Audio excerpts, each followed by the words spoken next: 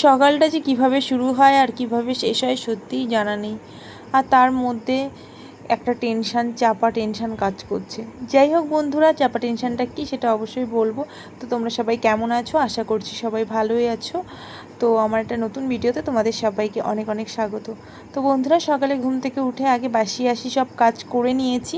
তারপরে দেখো ছেলের জন্য একটু ব্রেকফাস্ট করছি। আর ঘরে সেরকম কিছু ছিল না, ছিল হলো আম। তাই ভাবলাম ছেলে আম কেটে দিলে না খেতে চায় না, একটু গলা গলা আমগুলো। তাই ভাবলাম একটু মিক্সিতে দিয়ে একটু পেস্ট করে দিই, জুস বানিয়ে দিই। তাই ছেলের জন্য বসে গেছি জুস বানাতে। আর তারপরে একটা জায়গায় যেতে হবে, আবার বাড়িতে আসবে হলো আমার ভালোবাসার মানুষটা। তো অবশ্যই তোমরা দেখতে পাবে ভিডিওটা পুরো কন্টিনিউ করলে। যাই হোক, দেখো পাপার জন্য আমি জুসটা বানিয়ে দিলাম।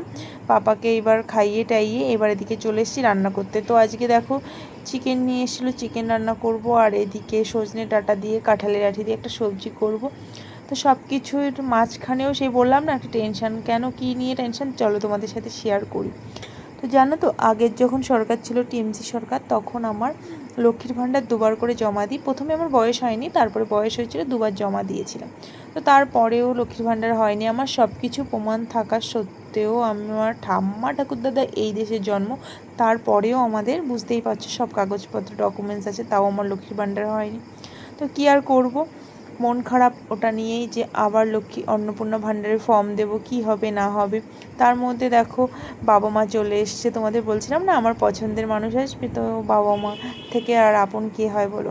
তো যাই হোক, বাবা মা এসছে, বাবা মার জন্য রান্নাবান্না করে তাদের খাইয়ে দিয়ে এবার যাব আমি অন্নপূর্ণা ভাণ্ডারের ফর্ম আনতে। তার মধ্যে এই শাড়িটা আমার মা আমাকে দিয়েছে। তো মা সাইডে ছিল, মাকে বলছি মা কেমন লাগছে শাড়িটা পরে।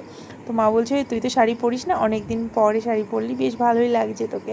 তো যাই হোক, আমি রেডি হয়ে এবার বেরিয়ে পড়লাম অন্নপূর্ণা ভাণ্ডারের ফর্ম আনতে।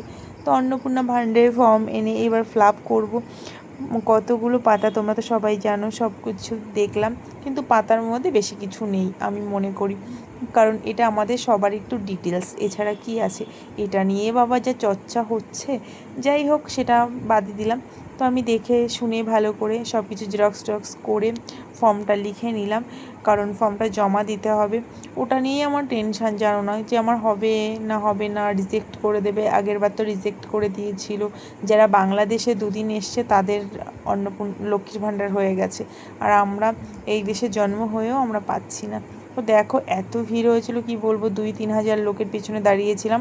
আমি জেরক্স করতে গেছিলাম, তার মধ্যে এসে দেখি আমি 5-6 জনের পিছনে।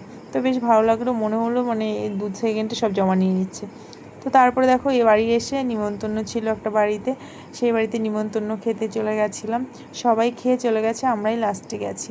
ঠিক আছে, আমার ননদ আর আমি লাস্টেই গেছি। তো দুজনা খাওয়া দাওয়া করে বাড়ি ফিরে চলে এলাম। তো চলো টাটা, ভিডিওটা কেমন লাগলো অবশ্যই জানিও।